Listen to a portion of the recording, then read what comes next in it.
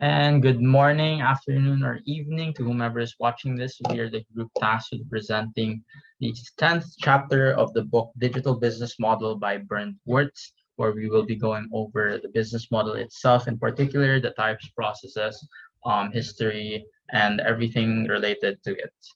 Now, before we go move on, we're going to be dividing this whole lecture slash presentation into 8 parts.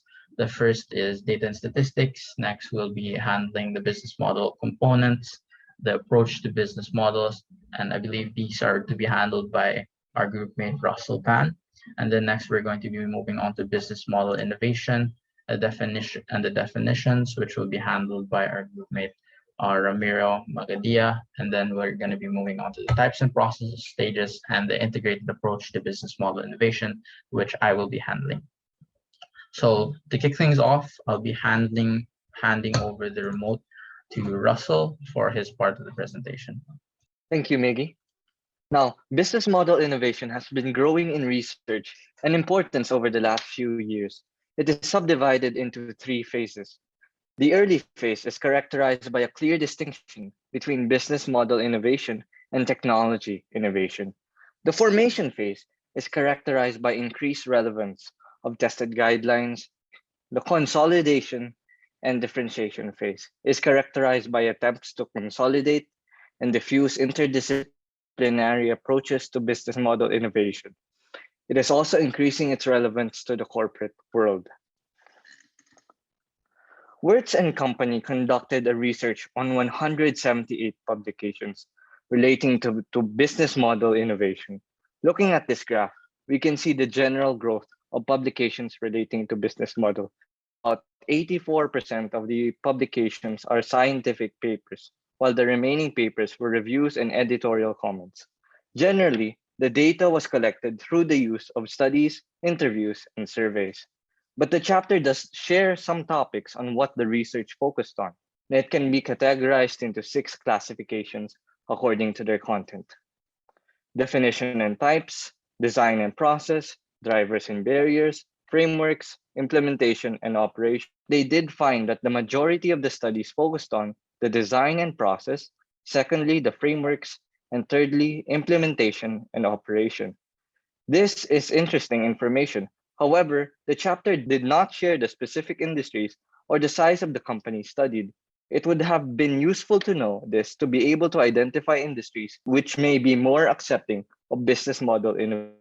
9% of the 1,000 CEOs they interviewed are looking for fundamental business innovation, followed by 29% believing moderately. And only 1% of the CEOs interviewed reported no business model innovation.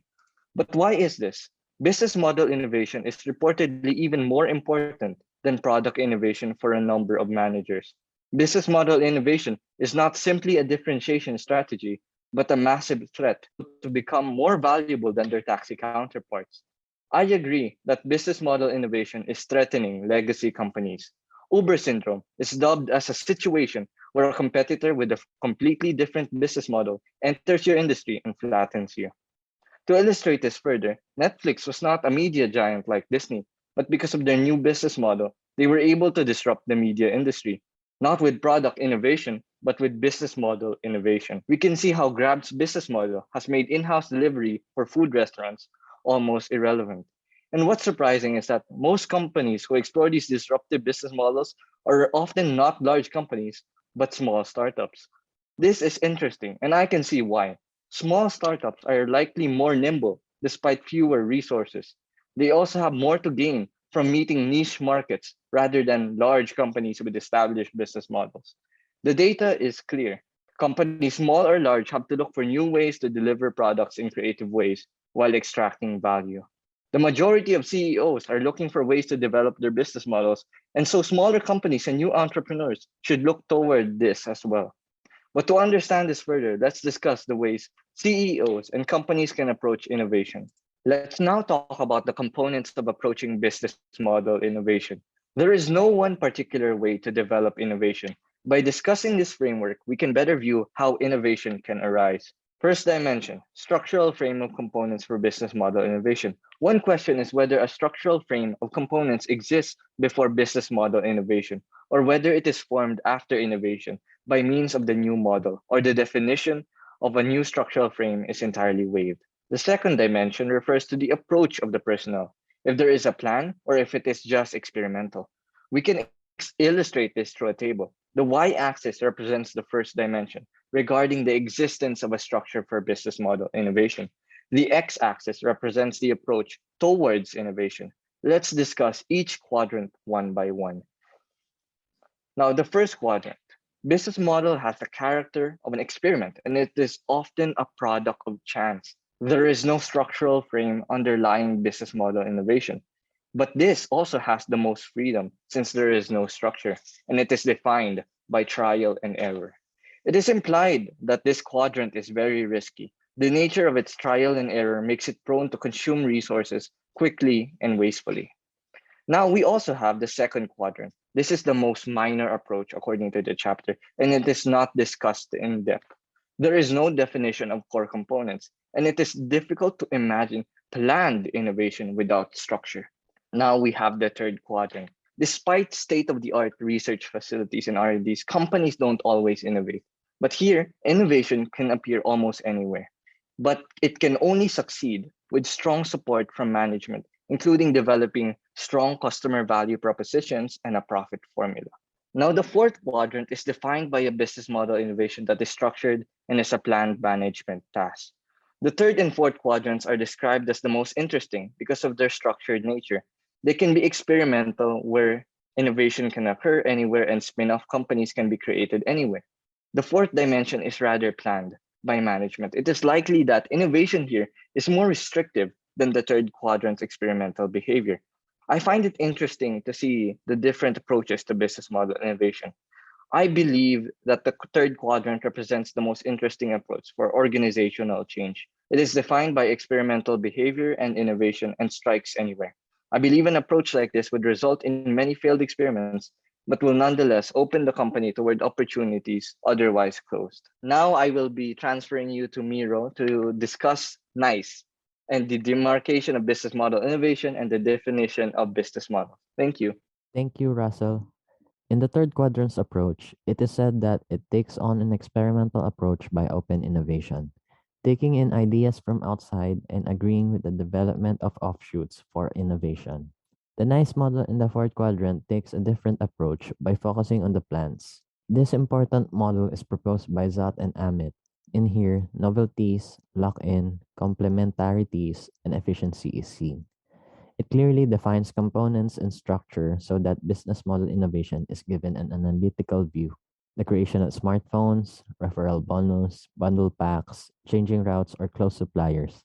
These defined factors are found in a model and can be the basis for their innovation. Next is demarcation of business model innovation. First, let's set a boundary on what business model innovation is by using innovation in business contexts. It differs significantly from the original condition. It requires the exploitation of an idea on the market. So as Robert said, innovation is equal to invention and exploitation. It can be initiated by demand or by new supply, and it has a procedural structure. With that in mind, let's go to the definitions of business model innovation. There is no clear and absolute concept of business model innovation, but there are 4 definitions mentioned in the chapter. There are a number of conflicting definitions and parts on how it is considered as business model innovation, such as the degree of structural change and the degree of novelty, like not considering a change to be business model innovation since it only took a part out instead of a whole new change. The 4 definitions are showcased in the chapter. The first is Mitchell and Bruckner-Coles. Their definition is focused on business model replacements, providing novelties, and considers development of such as business model innovation, the creation of new products and services. Next is Gambardella and McGohan. They focus on novel approaches on assets they have. Business model innovation to them is finding ways to better utilize assets. New approach on underlying assets. The third definition is by Osterwalder and Pignor. Their definition is by finding customers' hidden needs, creating new mechanisms to create value and derive revenue. They believe that for it to be considered as business model innovation, it should be original without any copying from competitors, completely new. Despite the differences in their definition, Wirtz synthesized those and made his own, which is designing of a new business model with adjustments of value proposition and or constellation or securing a sustainable competitive advantage. Value proposition and constellation will further be discussed by Miggy. Thank you, Mira. So now we'll be discussing a few things. Firstly, we'll be discussing the types and processes of business model innovation. Then we'll be moving on to the actual procedure or the stages of business model innovation. And then we'll be moving on to the integrated approach to business model innovation. So moving on firstly to the types of business model innovation according to the book or the piece of literature that we are studying. Word says that the central part of business model innovation, or BMI, as I will be referring to later on, is the concrete design and the framework of business model management. Such design requires fundamental knowledge of different types and processes of business model innovation. Now, I think Russell and Mira touched up a little bit on this up earlier. I'm going to explain it in a more in-depth and technical manner. So we will be exploring two distinguishing factors that make up BMI. The first being drivers and triggers of BMI, and the second being the object of innovation in BMI. So in the drivers, we see three distinct drivers, namely the technological progress, dynamic market environment, and tougher competition, and thirdly, the changing customer needs. Now, these drivers and triggers are those features that make innovation possible in business models and those which cause them to happen in the first place, allowing business leaders to take advantage of them. Now, the book identifies these particular three. Now, the first one would be technological progress. As technology progresses, business find more and more value in investing in them. To take an advantage of these technological advancements and innovations, business leaders seek to create business models, making the technology a vital part of the model in order to take advantage of this advance. As Wirtz points out, business model innovation often serves as a tool to market new technology and points out that the rise of e-business as a result of the growth in technology and businesses taking advantage of the internet. Now, the second layer of this driver, or the second driver, is the dynamic market environment and tougher competition. Now, every business is under the pressure of changing market conditions. If businesses are not attentive and do not seek to adapt accordingly, we see them left behind as evidenced by the fall of Nokia. Moreover, business leaders must pay attention to the competition they have in the market, especially in the age where businesses are now connected globally. More pressure is put on these businesses to seek sustainable competitive advantage against these competitors. Hence, they have to be more attentive to such detail.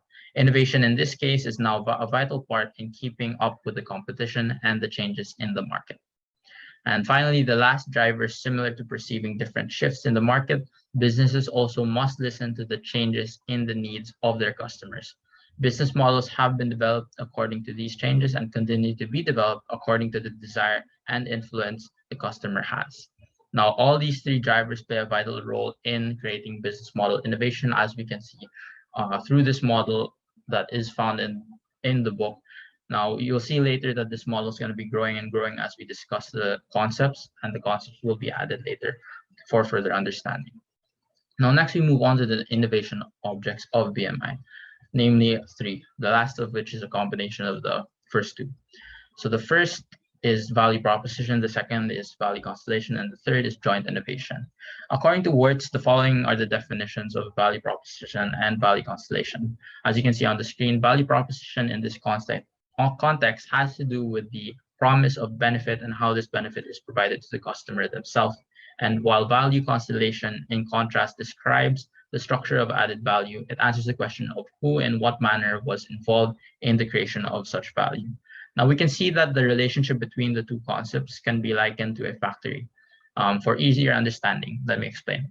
The value proposition in this case are the products being manufactured in the factory that hold value to the customers that demand them. The machines, conveyor belts, and various machinations, and even the people who oversee and control them are the value constellation in this case, the structure that is used to create the value proposition or the products produced by this factory. Now, according to Works, in order to speak of business model innovation, at least one of these elements must undergo change that is discernible in the market. And I quote, the value constellation innovation is often accompanied by a minor value proposition innovation shift, and vice versa. Now, this means that a change in one should be accompanied by a change in the other. And once both of them are a part of the innovation process, this is what is called joint innovation. So joint innovation is basically a combination of these two concepts, and where both concepts are employed in order to make use of the strategies of business model innovation. Now, a good example of joint innovation is what Apple did, as pointed out by Words. With the advent of iTunes, Apple was able to create an added value among the music streaming platforms through its integration with existing Apple hardware. Their value constellation was using the internet as a sales channel for digital music through iTunes, boosting it up to among the most famous music streaming platforms in the market. And this we see is how impactful the concepts that we've discussed, the value constellation and the value proposition can be. Now, moving past these concepts, we now discuss or move on to what tangible impacts these concepts have on the market, or what exactly business model innovation can do for a business in the market. Namely, two, firstly is the sustainable influence on the existing market, and secondly is the creation of a new market. Now, innovation in an existing market will create significant and disruptive impact on the business models within the market. Innovation in a market, as we've discussed, is manifested in the superiority of the value constellation and value proposition that gives companies this cost advantage that they're after. Increased customer satisfaction, creating the sustainability competitive advantage that they are actually after. This puts the businesses that do not employ these techniques at a significant disadvantage, disrupting the market entirely. Now, we can see this, as we can see on the screen, as evidenced by the fall of Nokia. Now, Nokia fell due to some organizational mishaps and inconsistencies, but mainly it can be attributed because they did not listen, or they were not attentive to the shifts in the market, and they did not necessarily recognize the value that the changes in their competitors added to the market, namely Apple, when they were creating, iPhone and the new generation of smartphones. Since they did not shift in that direction, we see a drastic decrease in their popularity and their sales, and overall a fall in the company. And even now we see that they moreover shifted into this new generations of phone, because they now see the value of shifting or listening to these changes in the market and in the industry, especially taking a look at the competitors and how they're valuing. So we can see the image here on the right. It's much like the smartphones that we have today with its similar features, because they had to follow suit at the end of the day. So a more significant change that we see is the creation of a new markets as a result of BMI. Innovation in business models of companies is founded on new ideas that satisfy existing customer needs and create new ones. And in this fashion, certain companies that employ strategies of BMI create an entirely new market through the added and unique value that comes from the value proposition. And through structural change in the form of value constellations, a joint business model innovation is employed in order to create this new market, usually through some startup. A good example of this is one pointed out by Words, where Google Marketing actually made use of their platform or the browser in order to create a entirely new advertising market with search engine marketing and context-sensitive advertising. So at the time, no one was really making use of the internet or any browsing software in order to forward their marketing strategies. Google saw this, recognized this in the market, and was able to take advantage of it and create an entirely new market of its own. So here we see how these concepts feed into the model that I discussed a while ago. This is how every other concept before this, the business model innovation objects and the drivers, feed into the impacts, which create these sustainable impacts for the companies at the end of the day. So now we're going to move on to the process of business model innovation and how exactly companies come to use this. Now, I quote, especially in the context of innovation management, these processes serve to illustrate relevant innovation activities, and this fulfills the role of a management tool. The development of business model innovation is procedural and done in different phases, as you can see, as evidenced by this graph. This structure was derived from classic innovation management and hence adopts similar stage-based design, as evidenced by the different segments in the lines here. In classic innovation management, each stage has certain activities ordered in a particular manner to ensure the success of innovation in the business. And it initially starts with an idea and then later ends with a review phase. Now, this can also be likened to classic design thinking, where there's an initial ideation phase, and then it moves on to the prototyping phase, where you actually create your product or model, and then we have the implementation and then the review phase, where this whole process is iterative for better understanding, right? Now, what was found most common in the literature review was one, the presence of an initial idea generating phase or something of the sort where things are ideated and conceptualized. Two, the defining or development of these ideas. Three, the implementation of these ideas. And four, sometimes the monitoring, evaluation, and control of what was already implemented. Now, in principle, I quote, there are two requirements for integrated business model innovation process. The process should depict all relevant activities of business model innovation. And moreover, the process should give concrete recommendations for action to be able to serve as a management tool in the sense of business model management for the companies. If the various innovation processes from classic innovation management and business model innovation are integrated under those conditions, then an 8-stage innovation process can be inferred. And this is where we take a look at this 8-stage process in the stages of innovation process, right? So the 8 stages, according to Wirtz, are firstly the analysis of the initial situation, secondly, the idea generation, thirdly, the feasibility of analysis, fourthly, the prototyping, fifthly, decision-making, sixth is the implementation, seventh is monitoring and controlling, and eighth, finally, the securing and sustainability. Now we see how the common concepts in literature are found here with the initial ideation phase, the implementation phase, and then the control or the review phase later on. So we'll be diving deeper detail into this model and breaking it down piece by piece. So the first is the analysis of the initial situation phase. Now, before developing a model, you would obviously want to contextualize the status quo or the existing models. Now, Wirtz mentions the importance of identifying strengths, weaknesses, opportunities, and risks of these businesses.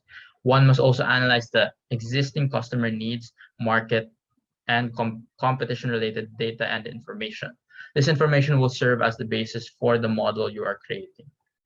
So the second phase, we move on to the idea generation, where you actually conceptualize things, right? Using the information from the previous stage, the company must now start generating ideas and concepts for the new model. The leaders must identify points of innovation found in the company and its environment, as well as use the market information in developing a model. In this stage, one of the most crucial steps is the design of the characteristics of the business model, according to Wirtz, and the design of the value proposition and value constellation. So this is where we see the two concepts that we discussed earlier actually applied in the process. So third stage now is the feasibility analysis. In this stage, I quote, the feasibility analysis, a company comprehensively analyzes the market and environment, as well as compares that already existing business models in the industry. So we see a more of a comparative stage where the company compares the existing models to the model that they want to actualize. This is the stage where one must conduct market analysis and research, as well as develop the basic character of the business model innovation. And the possible constellations to be used here are a new conception of a business model in an existing industry. Secondly, a new conception of a business model in an industry, a new industry or sector. And thirdly, the creation of an entirely new market or branch of industry through the business model innovation. This is where we see how the impacts come into play, the one that we discussed earlier. So moving on to the fourth stage is prototyping. Using the research ideas and analysis from the previous 3 stages, the company must now develop a prototype for the business model with particular value creation components. The company need not to stick to one particular design or alternative in this stage, because they need to branch out as much as possible and identify which is the best. As Osterwalder and Pignier elaborates, management can choose between several different development paths which need to be evaluated in order to ultimately identify a dominant alternative. Now, moving on to the 5th stage is the decision-making stage.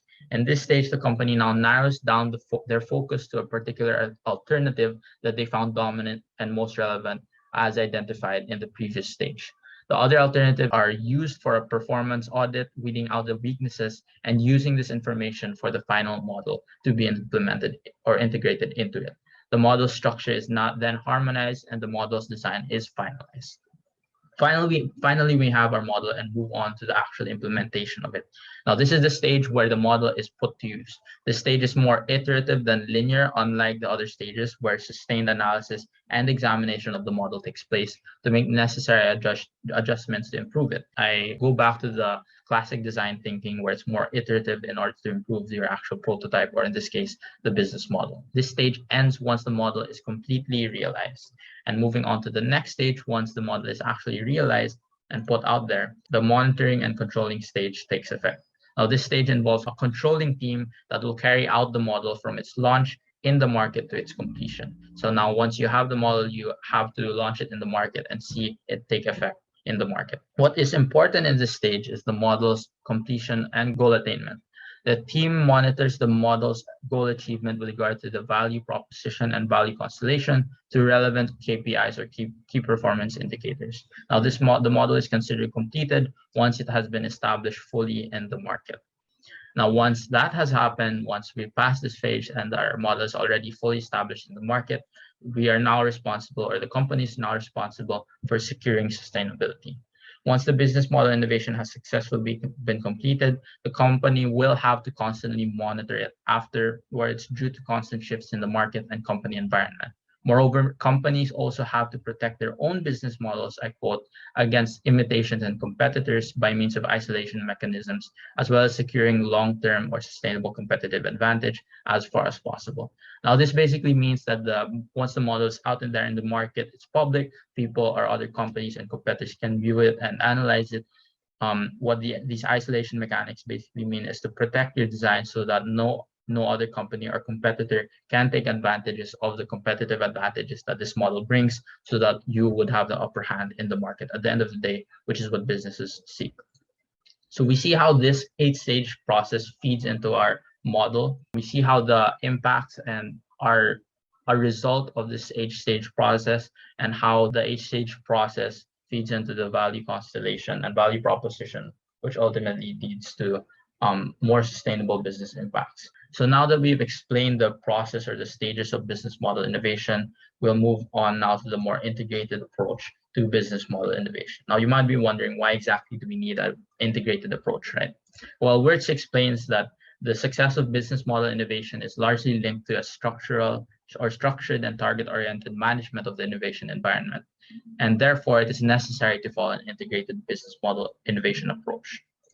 So this is why we're discussing this. And this is the model that Wirtz came up with in the book. So explaining on this, much of the focus of an integrated approach to business model innovation, or BMI, is on the interaction between companies and their environment. Its concept revolves around two main dimensions. First is the environmental dimension, and secondly is the central dimension. The environmental BMI dimensions can be separated into the macro and the micro, as evidenced by the two set of words on the side. And the central dimensions, BMI dimension, can be separated into BMI innovation factors and BMI areas, as evidenced by the ones at the center and central dimensions. Now, BMI innovation factors are what determine the character of the business model, as we've discussed earlier in one of the 8 stages. Now, the macro level aspects consist of the larger scale aspects that affect the business directly, such as globalization, market shifts, technology, regulatory, and economic issues. Such are the more larger scale concepts that affect the business directly, whereas the micro level aspects are the more individualistic, or the individual actors that affect the business as a whole, such as the customer needs, the products and services innovations, and competitors and corporate dynamics. So moving on to the central dimensions, the more center concepts in the graph, we have the BMI factors, or the who, what, and how questions. These are pretty self-explanatory.